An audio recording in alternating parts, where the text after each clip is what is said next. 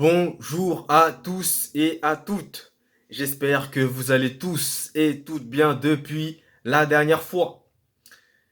Le Brésil s'est fait encore chicoter, si je peux le dire, 4 buts à 2 en match amical contre le champion d'Afrique en titre, le Sénégal, qui a pris un malin plaisir à malmener et à tirailler cette équipe du Brésil, hein, qui, comme vous le savez, joue actuellement sans son chef, si je peux dire entre guillemets, en l'occurrence Neymar, qui est toujours blessé. Mais il y avait du côté brésilien, bien entendu, Vinicius Junior, ainsi que Marquinhos et compagnie. Alors, pour commencer, déjà, le Brésil va bien commencer son match, hein. Voilà. Ils vont déjà ouvrir le score assez rapidement par l'intermédiaire notamment d'une belle passe de Vinicius Junior en direction de Paqueta, l'actuel joueur de West Ham, si je ne me trompe pas, ou Aston Villa, un des deux. N'hésitez pas à me dire encore. Non, Newcastle. Newcastle, c'est ça, Newcastle. Il me semble que c'est Newcastle. Newcastle. Qui va inscrire un peu de la tête très bien, qui va permettre aux Brésiliens de se mettre sur orbite assez tôt dans le match. Mais les lacunes défensives brésiliennes vont refaire surface malheureusement et ils vont se faire punir par l'intermédiaire d'une reprise de volée instantanée d'un joueur sénégalais qui va permettre à la nation africaine de revenir à hauteur des Brésiliens. Par la suite, faut quand même dire aussi que le match était plutôt équilibré, étant donné que des deux côtés, les occasions étaient vraiment diverses et à tout moment ça pouvait basculer. Mais malheureusement, ça a basculé du côté sénégalais et non brésilien. Et justement, on y vient, enfin j'y viens. Le Brésil va se faire surprendre encore une fois, cette fois-ci, sur une action qui soit était un but sénégalais ou soit bah, c'était un but contre son camp. Et malheureusement, ça a été la deuxième option, le but contre son camp de Marquinhos, qui malgré lui a tenté de sauver son gardien, mais comme il y avait le joueur sénégalais qui était juste derrière lui, bah malencontreusement, il a dévié le ballon et ça a permis au Sénégal hein, de prendre l'avantage dans cette partie et de reléguer le Brésil à une longueur d'avance. À ce moment-là, on peut se dire que voilà, ils ont pris 2 buts, ça ira, voilà, le Brésil, c'est le Brésil quoi. Vous voyez, c'est le grand Brésil quoi. C'est la Seleção. Mais ça va pas être vraiment ce qui va se dérouler. Alors, déjà pour commencer, en seconde mi-temps, les choses ne vont pas s'arranger. Les Brésiliens auront quand même des occasions, par l'intermédiaire notamment de Richarlison, dont j'ai oublié de mentionner le nom, qui va avoir aussi des opportunités. Malheureusement, ça va manquer de réalisme. Malheureusement, encore une fois. Vous avez aussi d'autres joueurs qui vont se distinguer, mais le réalisme, encore une fois, c'est important. Comme je le répète à chacune de mes vidéos, si vous l'avez pas, bah en face, si l'équipe elle est réaliste, bah au final c'est elle qui va remporter la victoire. Et c'est malheureusement ce qui s'est passé avec ce somptueux but, je tiens à le dire, de Sadio Mané. En plus, il est tout seul. Alors un jour, ce calibre-là, vous le laissez tout seul, armer sa frappe, mais c'est être condamné à jamais. Et ça a été le cas pour le Brésil, qui malheureusement a laissé Sadio Mané le temps d'armer et d'enrouler cette frappe qui va permettre au Sénégal de mener non pas 2-1, mais 3 buts à 1. Et cette frappe-là a vraiment nettoyé la cage du pauvre gardien brésilien qui ne peut absolument rien faire, tellement bien placé et bien enroulé. C'est totalement imparable.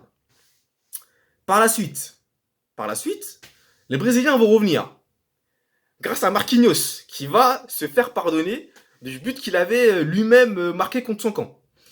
Alors ce but, il est vraiment assez hasard, je dirais pas hasardeux, si c'est un peu le fruit du hasard, parce qu'il a voulu centrer, mais ça a fait un centre-tir assez bizarre, et ça a permis bah, aux Brésiliens bah, de mener, hein, de mener, de revenir à hauteur des Sénégalais, enfin de revenir à hauteur.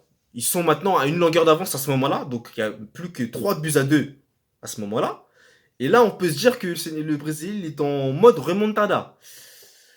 Malgré le fait qu'il y ait des opportunités juste après qu'ils en sont suivis, malheureusement pour le Brésil, ça va être scellé à jamais au vu du penalty concédé par le gardien brésilien. Mais sur ce coup-ci, moi je serais assez mitigé sur l'accord du penalty. J'ai pas vraiment l'impression que le gardien brésilien touche le joueur sénégalais.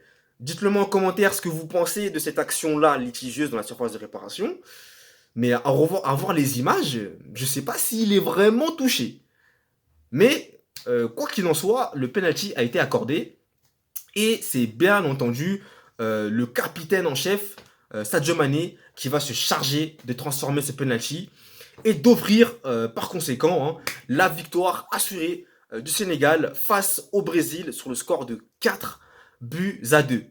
Et à noter également, j'ai oublié de vous dire que le Brésil aurait pu bénéficier eux aussi d'un penalty lors d'une suspecte main qui traînait quand même baladeuse dans la surface de réparation sénégalaise au moment d'un centre d'un Brésilien. Donc ça, encore une fois, voilà.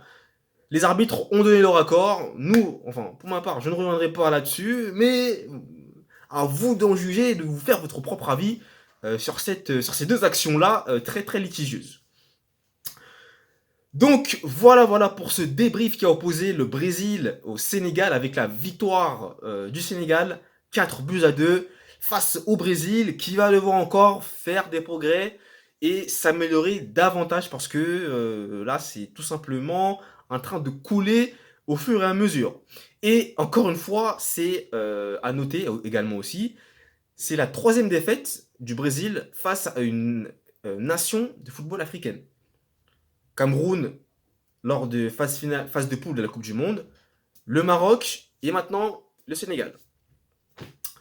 Donc voilà pour cette vidéo. N'hésitez pas à me dire ce que vous en avez pensé en me mettant un j'aime, ça me ferait plaisir. Si vous avez aimé la vidéo, un j'aime pas si vous n'avez pas aimé la vidéo. N'hésitez pas à me suivre sur mes réseaux sociaux, vous connaissez la routine, comme d'habitude. TikTok, LinkedIn, Instagram, vous connaissez déjà. N'hésitez pas aussi à me dire en commentaire ce que vous avez pensé de ce match-là. Est-ce que vous aurez vu qu'il soit accordé ou pas? N'hésitez pas également à me suivre sur mon blog sportif. Je ne sais pas si je l'ai déjà dit, mais je le redis quand même, c'est pas grave. Sur mon blog sportif où je publie régulièrement des articles sur tout ce qui a trait au football et à l'actualité sportive rattachée directement au football également. Et n'hésitez pas à vous abonner à ma chaîne YouTube. Ça me ferait extrêmement plaisir si vous appréciez le contenu qui est délivré ici et si vous vous reconnaissez également et si vous êtes un passionné de foot comme moi. Voilà, c'était tout. Moi, je vous abandonne. Je vous souhaite de passer un très bon week-end en compagnie de vos proches. Et surtout, comme j'ai l'habitude de le dire, prenez soin de vous, c'est le plus important. Allez, ciao!